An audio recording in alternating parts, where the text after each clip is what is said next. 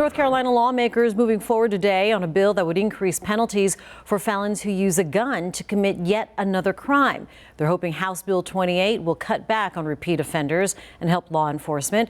WCNC Charlotte's Kaylin Hagwood joining us in studio now. Kaylin, you spoke with lawmakers both sides of the aisle. What are they saying? Well, it's rare that Republicans and Democrats agree on anything nowadays, but both sides say they're hopeful this bill will cut down on crime. The chair will recognize Representative Balkin for the presentation of that bill. House lawmakers gathering in committee Tuesday to discuss the future of House Bill 28.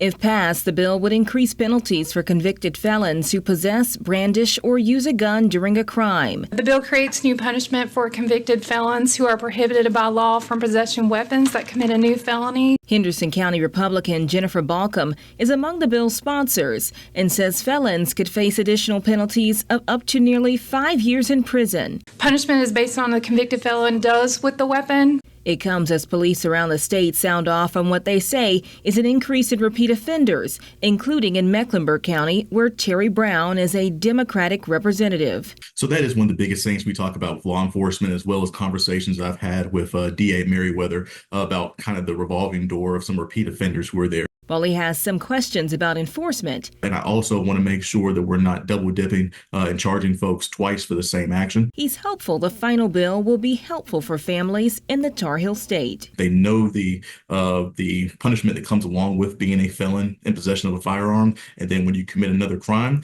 you can know that you're going to get additional punishment on top of that. So it should act as a deterrent to keep folks in Charlotte and across North Carolina safer. Well, that bill now heads to the Rules, Calendar, and Operations Committee for further review. Jane. Okay, thank you, Kaylin. Moving in that direction, continuing to follow that story. Appreciate that, Kaylin.